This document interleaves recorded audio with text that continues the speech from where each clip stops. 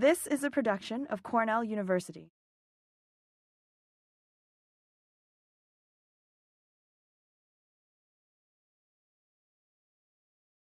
I'd like to thank Barbara and David Zalaznick for their generous support of our reading series.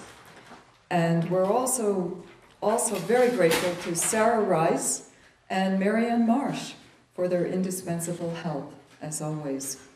Before we begin, could I ask everybody to please turn off your electronic paraphernalia so we can have an unplugged interlude?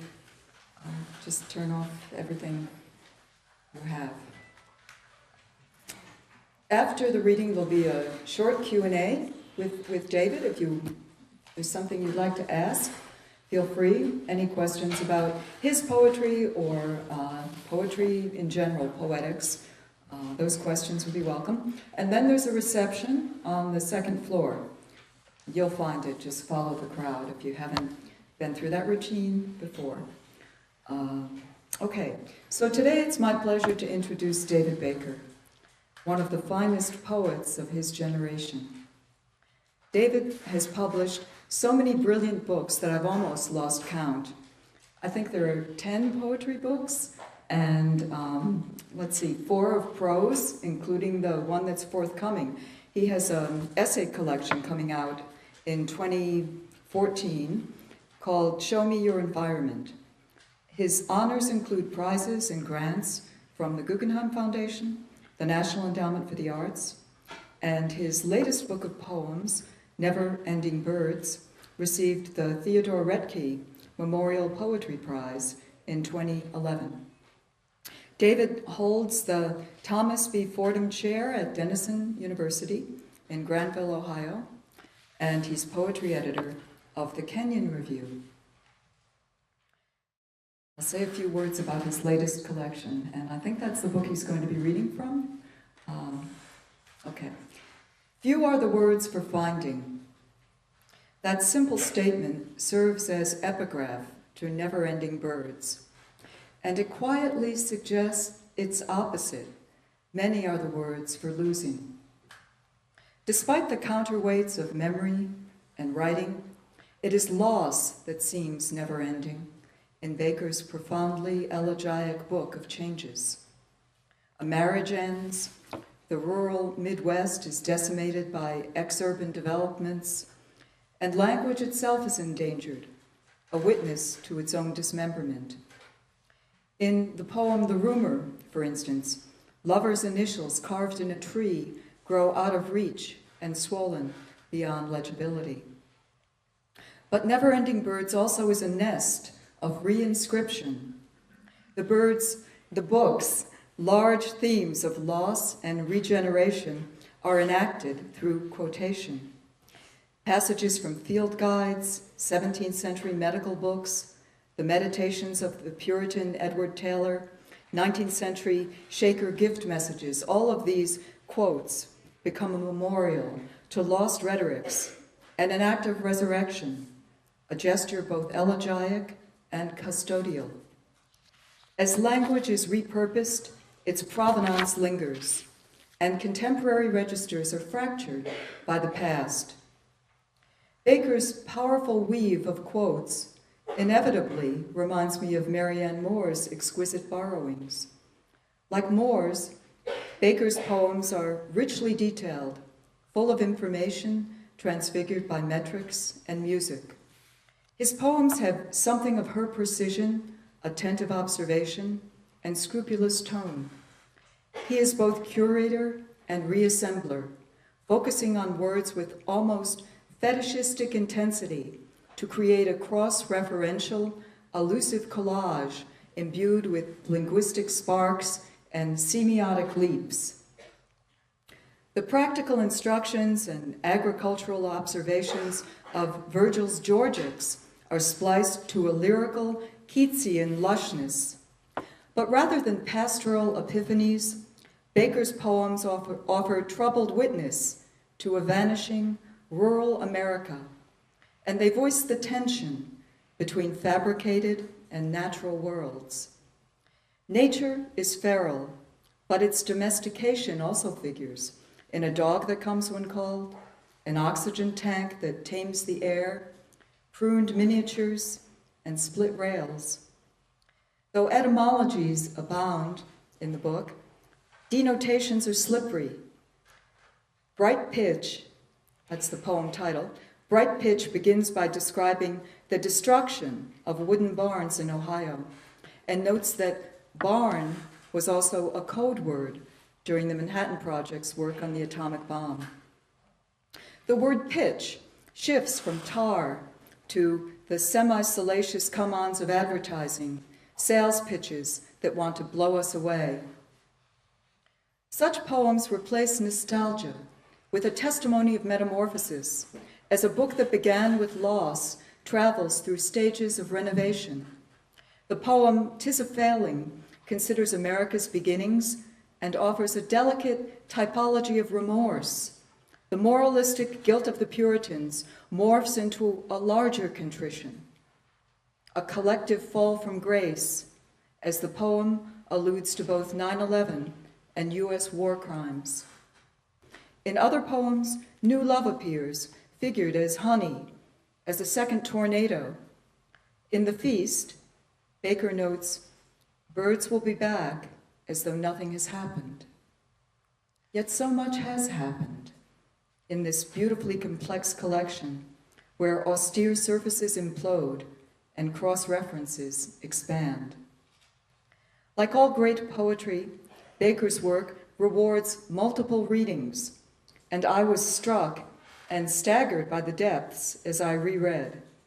At once somber and gorgeous, elegant and casual, Never-Ending Birds unfolds with surreptitious grace. Its reservoirs of meaning come to light gradually in lines so packed and fibrillant they seem to delve into the page and size it even as they move across it. I'm grateful that such poetry exists and that the poet capable of writing it is here with us today. Please welcome David Baker.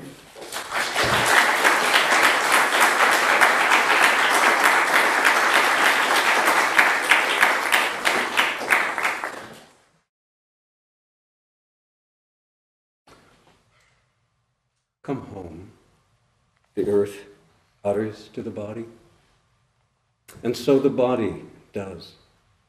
Come home at last.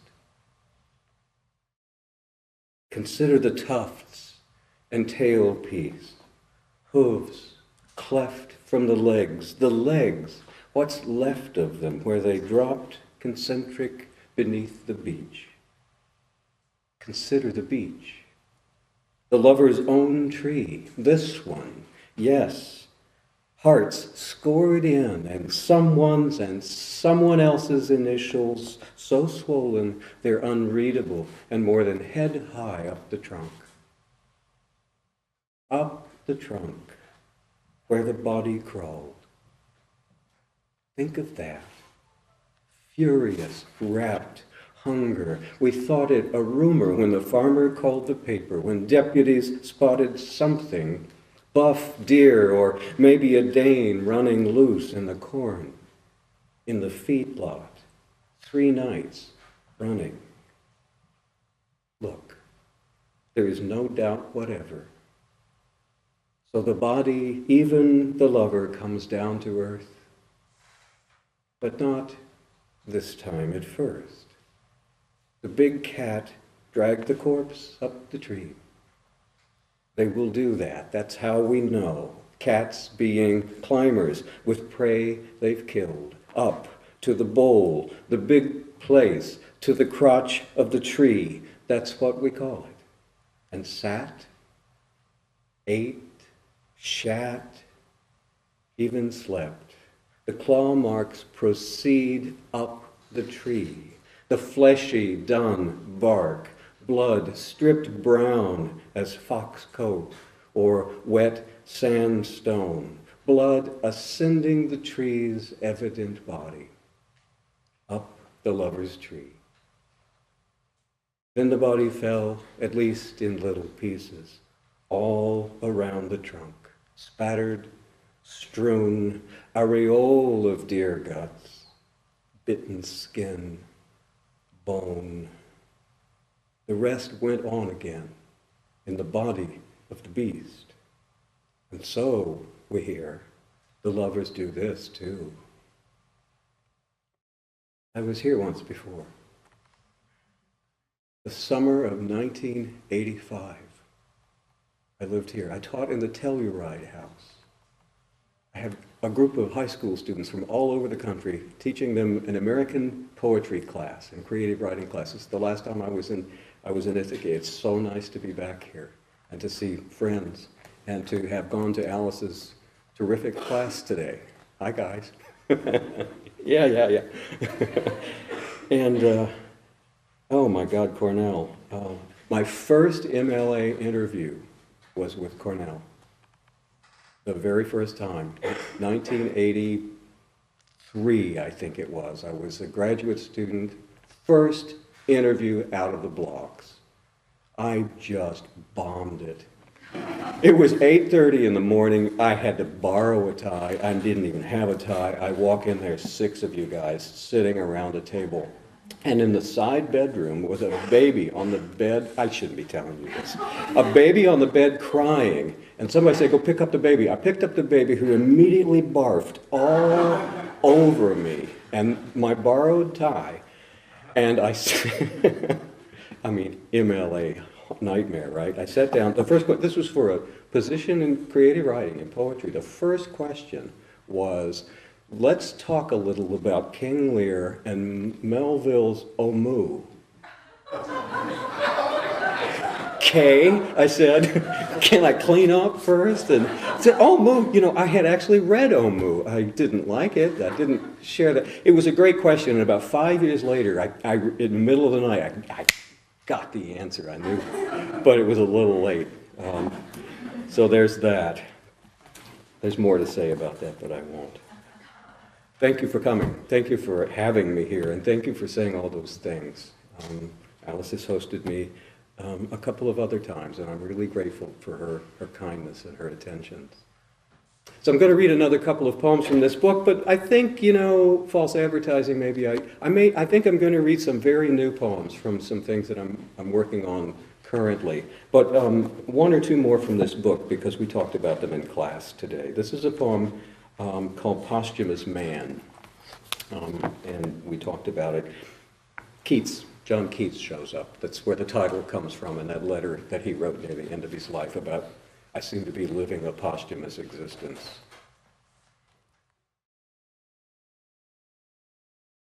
Posthumous Man. I hate the world.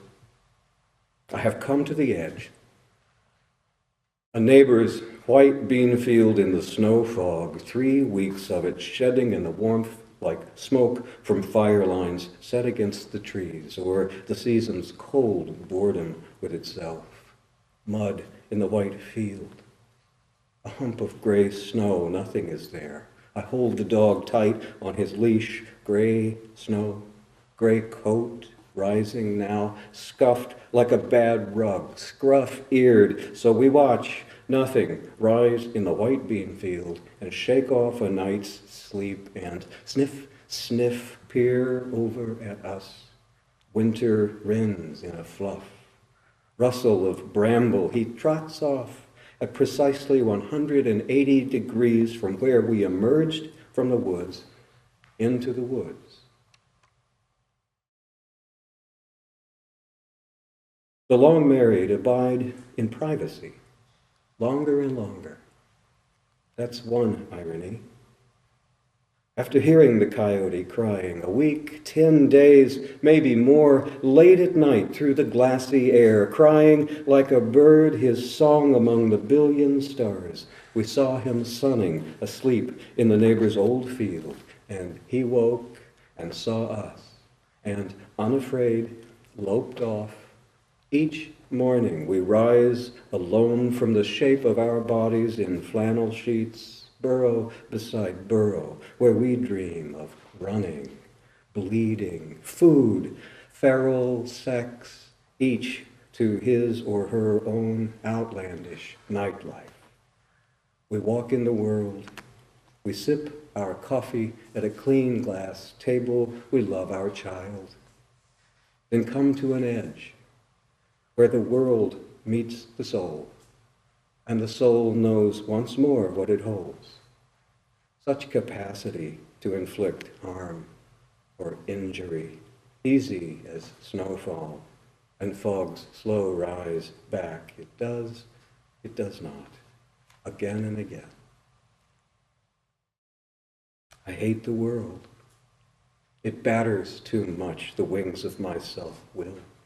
He's writing to Fanny, a few weeks cold after the nightingale. He hears it sing in lone, full-throated ease, and knows himself, grown spectre thin, even in sweet incense, full summer. His sadness is a bell's bird call, tolling him back from thee to my soul self.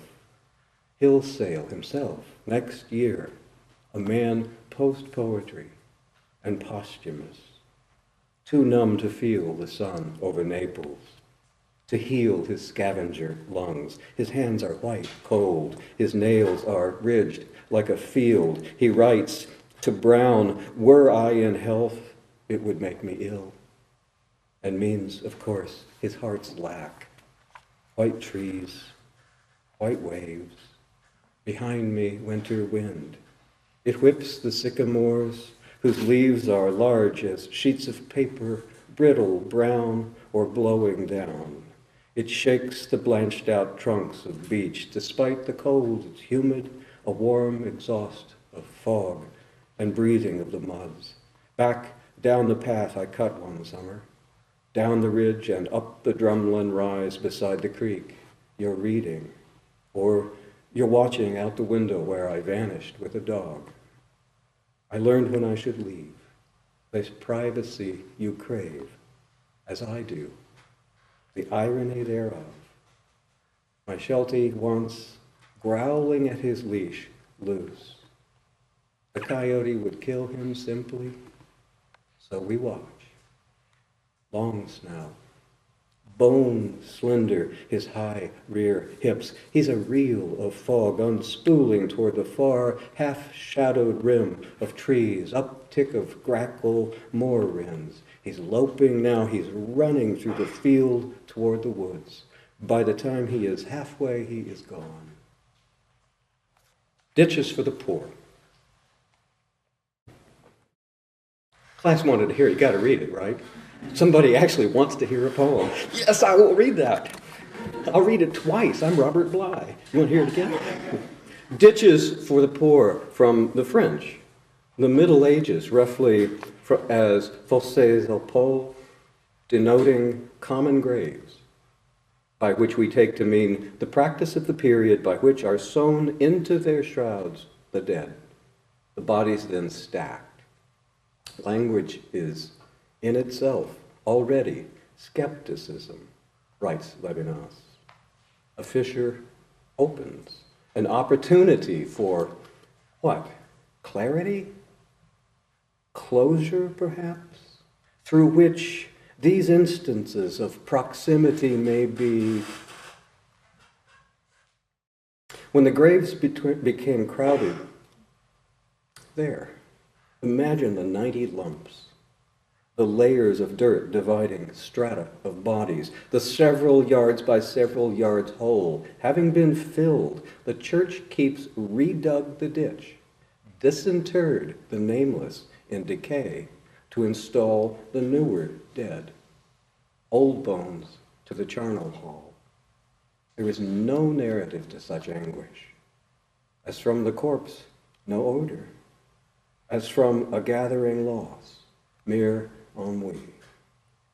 Think of the others, the grieving, living, waiting with their needles to stitch anew. I told class I would read another poem called "'Tis a Failing," but I'm not going to.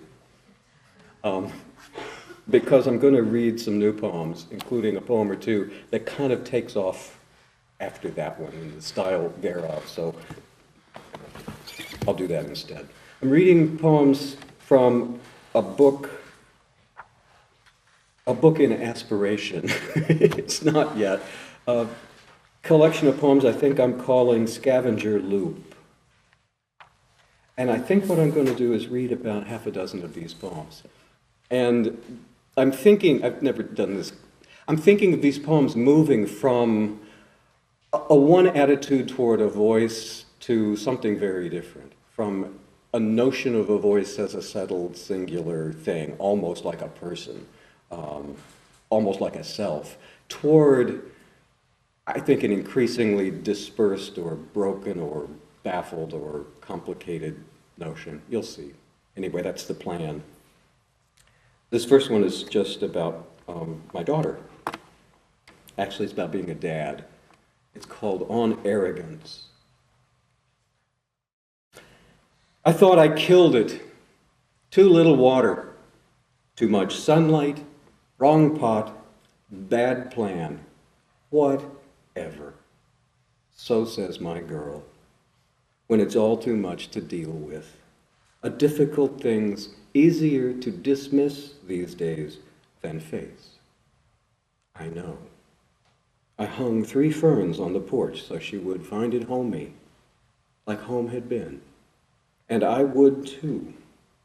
Who knew the robins started there in stealth? By the time I saw their nest, the fern was sickly gray, a maw in the middle of fronds, splayed like shocked hair. Twice I poured my spout of water beneath the nest, got buzzed, cussed, harped at from the power line running from the porch. Whatever. I let them go, and they were born. I hoisted neighbor kids for a look, tiny brown puddle of bodies in a cup, bubble eyes, splayed beaks, such rapt new hunger. But not Katie, not interested. I took pictures to show, not Kate.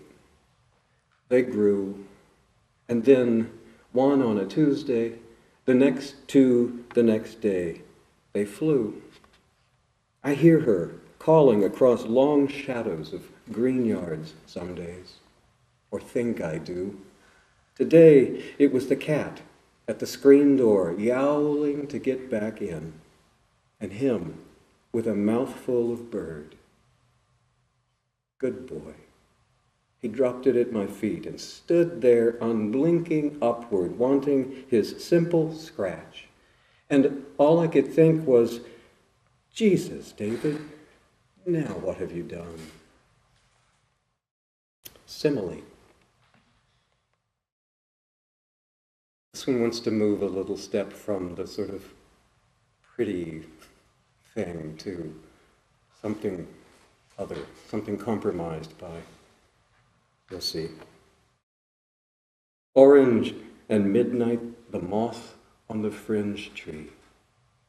First it nags a bloom, sips and chews, then shakes the big flower, then its wings slow, grows satiate, as in sex, then still, as the good sleep after. Each bloom a white torch, more than a tree's flower. Each is one of 10 or 12, conic, one of many, made of many green, white, or white petals held out as by a hand from the reach of the limb. A field this morning was full of white moths, more in the side yard, in the blue bottle, lifting fog off the dew.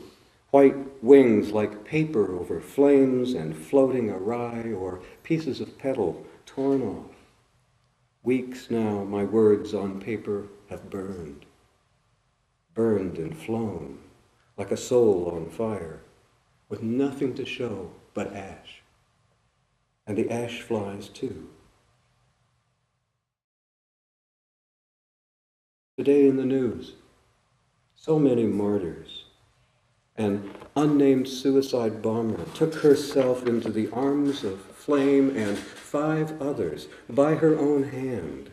Whitman means the beauty of the mind is terror. Do you think I could walk pleasantly and well-suited toward annihilation? But there is no likeness beyond her body in flames, for its moment, no matter its moment. Yet the fringe bloom burns, yet the moth shakes and chews as insects. When the young maple grows covered with seeds, they are 1,000 green wings, like chain upon chain of keys, each with its tiny spark trying the black lock. A tumbler turns and clicks. The world once more fills with fire, and the body, like ash, is ash. Magnolia. This one goes some farther way down the road toward not a single voice. I think there are two people here. It's quite late. Things are dire. Things aren't well. And there is an intrusion of so much other kinds of language into the moment here, I think. This is one that I was thinking about 'Tis a Failing. This is for the guys in class today. I was thinking about that poem and the voice in that poem as this one was coming along. Do you know the magnolia? Are there magnolias up here this far north? Are there? I didn't know. It's a very southern tree, and I didn't know if we had them. They're beautiful. I have one in my yard. They're an ancient, tens of millions of years old tree. We know this because of the flower that it has. Anyway, Magnolia. We were done for. Things broken, things ugly, it being the shut end of night. Morning breaking, more like a bruise smeared through the wet few uppermost leaves, not yet light so much as less dark. They shouldn't grow this far north. That's what the book says. What book? What I meant was each day begins in the dark. That's useless. That's too late. That's a pathetic thing to say. Older than bees, the magnolia. More primitive, the book says, whose carpels are extremely tough. They do not flower in sepals. They do not want such differentiation in their flower parts, from whence the term tepals. They open the anthers, splitting themselves out. That's your melodrama. No, they split at the front, facing the flower center. 16-something, Pierre Magnol, morning, starting through them like a purple bruise, then a cloud, one small pale blue stretch mark, another, then another. That's not right. Flowers developed to encourage pollination by beetles, too early for bees, grew tough to avoid damage by said beetles. There you have it, Magnolia virginianae, subfamily Magnoliaceae of the family Magnoliaceae. Relations have been puzzling taxonomists for a long time. To survive ice ages, tectonic uptearing, slow drift of the continents, a distribution scattered, things too old for change, mutinous in the half-light, and malignant. Stop it, please, please. They shouldn't be this far north. They bloom in a cup of pink fire, each one lit by an old oil. Before us, the bees. Before us, the bees, the beetles. These trees, so what? We had walked out earlier, the porch, late, terrible, dark night. Their natural range, a disjunct dispersal, no light. The magnolia, the eye begins to see. Then the long, horrible scrape on its trunk. His single stretching paring of the bark back. But he didn't finish his discomfort. His antler velvet, a cloud of sawdust and scrapings beneath, like small remains of a cold fire, all night trying, then no longer trying. That's when we walked out. He must have run. I'm going to do this. You got a handout, didn't you? Okay. We're going to need the handout. This will be on the exam. I have to tell you a little story. This is a poem in 5 short parts called 5 Odes on Absence. And the part I need to tell you a little about, we know John Clare. Do we know John Clare? We know John Clare's story. Some heads are yes. And Really quickly, really quickly. Same time period as Keats, lived much longer than Keats, shared the first publisher. John Clare was going to be a famous guy, a poet, so 1830s, 1840s, 1850s, 1860s in England. A beautiful, beautiful poet that we don't pay enough attention to. He wrote, ready, 3,000 poems. We think Emily Dickinson was amazing with her, 1,800 or something like that. She was amazing. 1,800 poems of Emily Dickinson. 1,790 of them are great, too. John Clare didn't write a single great one, but they're just fantastically beautiful. The purest kind of innocent nature poet you could ever read, John Clare. Also probably the poorest person in England during his lifetime. He was just a mess. He didn't really have a job. He sort of gardened a little bit. He was good at it. He liked to grow stuff. He was coming of age at the time in England with the passing of the Enclosure Acts, and that tipped him over one of his many edges over which he tipped, and his many, many children. We don't know how many he had. There were a bunch of them. He spent a lot of time in asylums. We know this about Clare, decades in asylums. He decided to go home one day. You don't need to know any of this part. It's just a good story. He ran away from the asylum. He walked 85 miles home in 3.5 days. Do that. He had no food. He ate grass on the way home and got there to see his wife and probably 7 or 8 of the kids, and they were all gone. They were all gone. He walked all the way. They were gone. So back to the institution with Clare. One of his manifestations was a kind of remarkable paranoia. He thought his doctors were reading all his poems. They were. I guess that's not paranoia, right? They thought they were reading his letters. They were. So he devised a code. He was going to outthink the doctors. He was going to write some letters to some of his wives. He had one, but they had different names. We don't really know. He's very slippery. He claims to have written Don Juan, too, and some of Shakespeare's plays. So he writes this code. The middle letter on the handout is one of the letters in code. Do you have that? I don't have that one.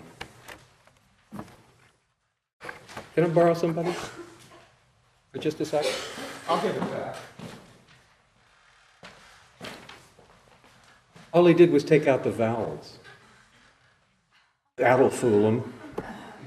So you can see, you see the middle letter?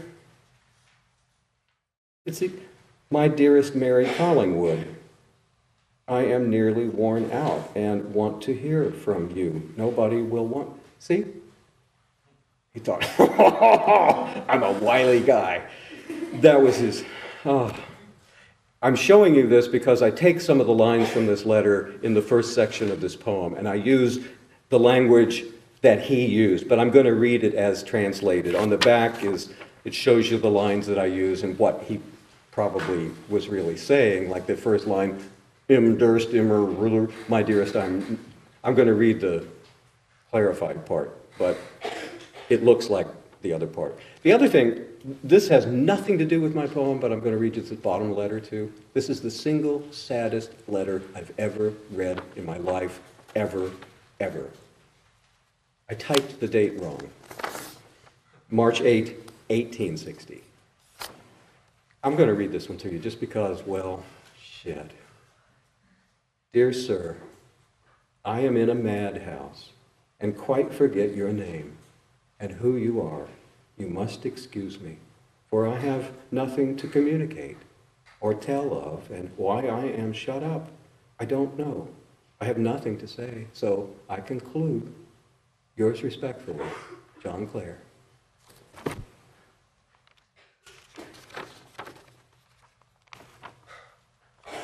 You don't know whether to just cry or laugh. You know, did Beckett write this or? Well, anyway. Third part of this poem has some lines from some Clare poems, and I have some drafts of his poems where he's revised, and I know his revisions. And I show two versions. I don't know how to indicate that. I'll probably just do something with my hand to show you where he's revising. I don't know. If I start flapping, just don't pay any attention to the man behind the curtain. And then it just gets, this is a poem about taking things out and about language that removes, like the language of Twitter, right? Twitter shows up in here. You've got 140 characters, and whatever you have to say has to fit in there. So you kind of leave stuff out, right? Leave some letters out. Just like Claire was doing. There's one section in here that is a real collision of language from Wikipedia and Twitter and the OED and some poems and the rhetoric of advertising, and actually one advertising agency's, you'll see. 5 odes on absence. My dearest, he starts, I am nearly worn out.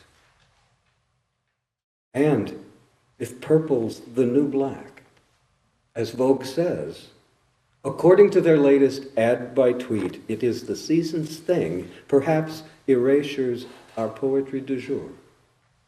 At the Walker, contemporary poets have been composing astounding new work by removing portions of existing. Nobody will want me or have me. And what have I done? Join us as several guest poets read from and display their latest or landmark erasures, which means take some Dickinson, rub some letters out, you can be famous too.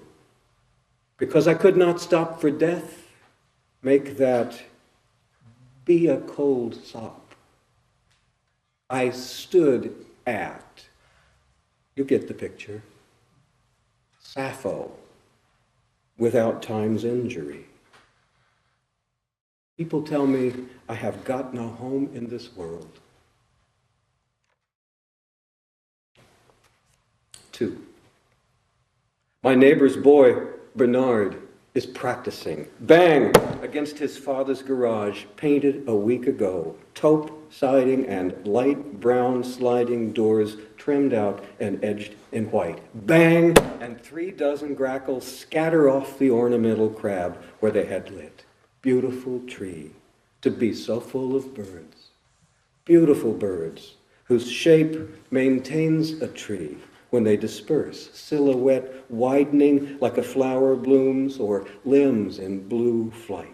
Bang! And his skates scrape down the concrete drive. He taps his stick. He digs his rollers in. Bernard's usually dead-eye with a pug, but wild today. Thwack, paint puff, one more scar on the door where he's missed the net once more. That's his father, watching from the window.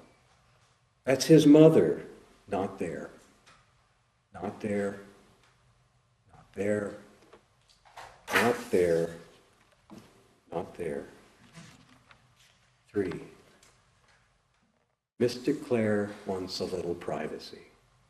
Who can blame him? It's 1849. All his life he's tried to get the words right. The startled stock dove whizzing by, hurried by, as the still hawk hangs over him, hangs over the sky. In dusk, crows from the oak trees quacking, flusk, quacking, spring as they spring, wafting the stillness of the woods. Get the birds right. Get the trees. It's not code exactly. Now, he's the talkative inmate patient of Northampton County General Lunatic Asylum. And now he's boxed with gypsies, written Don Juan, lived on grass, one mad escape home, and yet thou art not there. And now he writes to Mary Collingwood. Is she Mary Boland? Is she Patty? Dearest Mary, are you faithful? Or do you think of me, pulling out the vowels? You did visit me in hell, leaving out the wise. Some time back, foolish people tell me I have got no home in this world. Who can blame him? He gets confused weaving it this way. Is faded all a thought?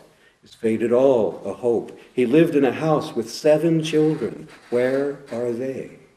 He was the rage of London, peasant, poet, friend of... Where are they? Some days now he pulls weeds to keep busy. But his doctors want him inside, enclosed, for safety's sake. He sings them little songs. I am, yet what I am, none cares or knows. My friends forsake me like a memory lost. I am the self-consumer of my woes. 3,000 plus poems in a lifetime. Not code exactly. Not exactly not. But don't come here again, for it is a notorious bad place. Yours forever and ever and ever, John Clare. 4.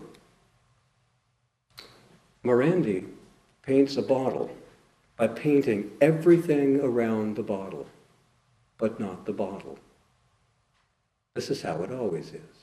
Wherever I am what is missing. Twittering, birdsong, tremble, high-pitched laughter, state of great agitation, quiver, I feel I am, I only know I am, and plod upon the earth as dull and void. The key word is verisimilitude.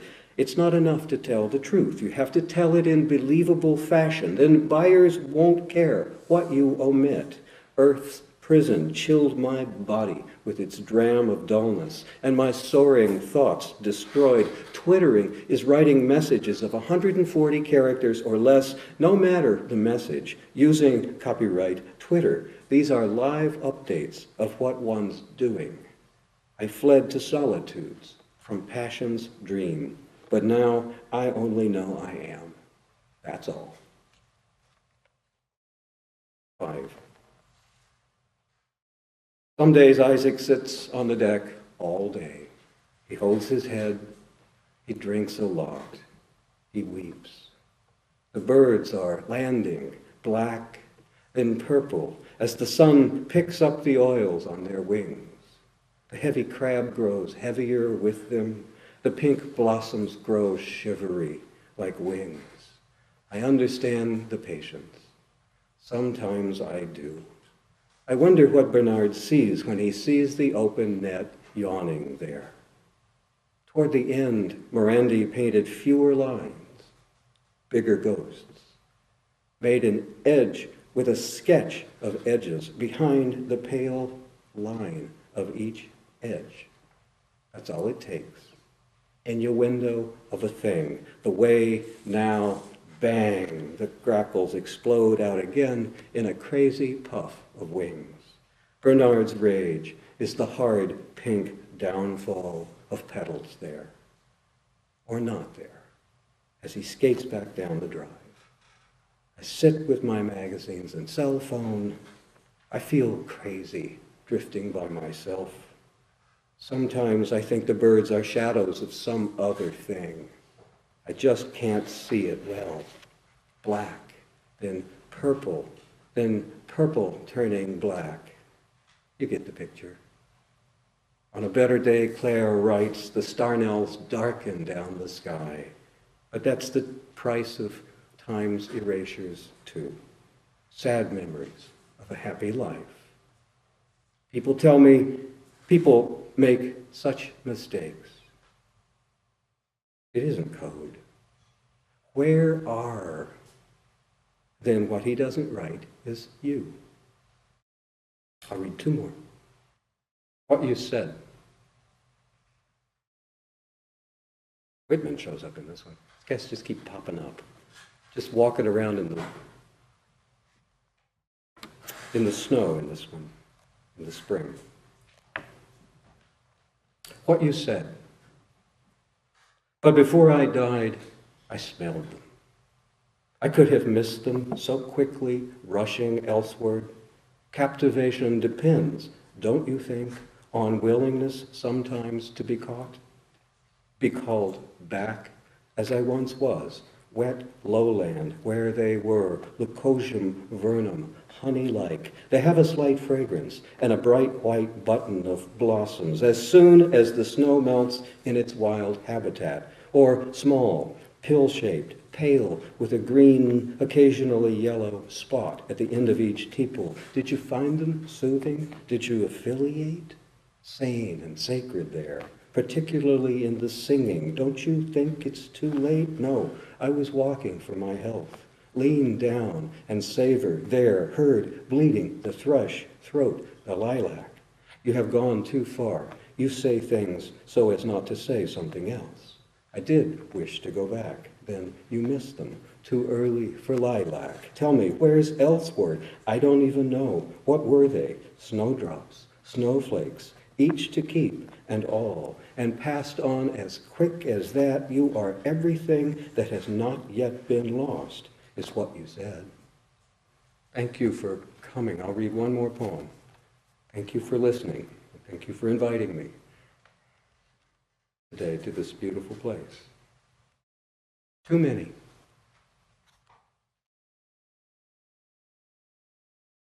Too many, my neighbors say, when what they mean are deer, the foragers, a few at a time, fair, if little more than rats, according to my farmer friend nearby, whose corn means plenty. They nip the peaches and one bite ruins.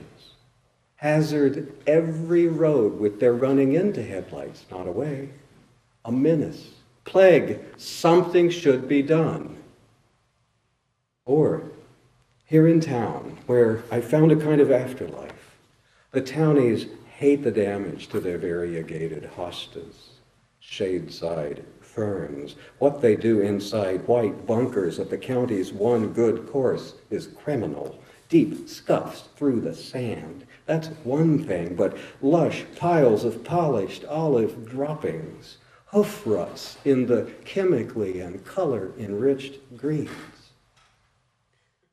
Yet, here's one more, curled like a tan seashell, not a foot from my blade, just come to the world fawn, speckled, wet as a trout, which I didn't see, hacking back brush beneath my tulip poplar. It's not afraid, mews like a kitten, can't walk. There are so many, too many of us, the world keeps saying. And the world keeps making this makes no sense more.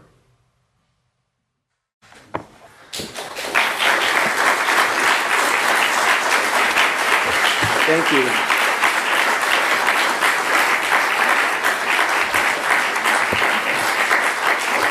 Thank you. I don't know the reference to Jude in that last poem, though. You heard something that I didn't hear. What was it?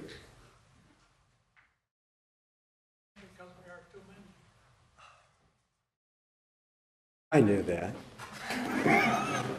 Fabulous. Thank you.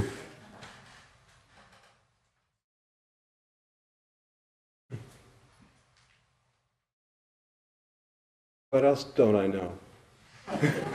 We could fill the room.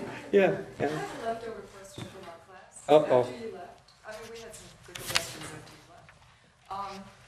One was, somebody brought up the difference between poetry when you read it on the page. Yeah. How it offers one thing, and poetry when we listen to it, and how it seems to offer something different. And I wonder how you think about that. It's such a pleasure to hear them, and they're so different when I hear them somehow than when I'm reading them and getting the enjambments and so on. So I wondered how you're thinking, what is given when a poem is read, particularly your work, that perhaps doesn't come across when it's on the page, or vice versa. What comes across when it's on the page that we don't get when it's read? Did you hear all that? Yeah, that's a fantastic, she answered the question. It was, I certainly don't think they're one thing. A poem's got two lives, at least, or 400, but it has some kinds of capable virtues on the page, and it has some other potential virtues out loud as music. I mean, if you look at a musical score, that's one thing, but if you hear somebody perform, a Chopin etude or something, it's a whole different thing than on the page.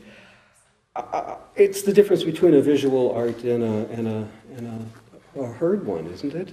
There's a difference between painting and music. I think very hard about how they look on the page and how a sentence moves through its line breaks and through its phrasing, and how all of those things have a kind of visual command or expectation, and how we don't have to abide by those things out loud. I don't read line breaks. There's some people who really pronounce line breaks, and I don't. I understand that, and that's honorable. But I just like to explore the different virtues. I was a musician in a better life, and I've played a lot of music, and I like to think about just the effects that the sounds have, the sounds that the mouth can make. Sure. Questions?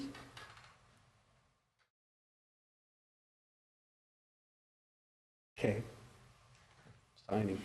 Live long and prosper. There's a Star Trekkie back there. Yeah. Thank you again.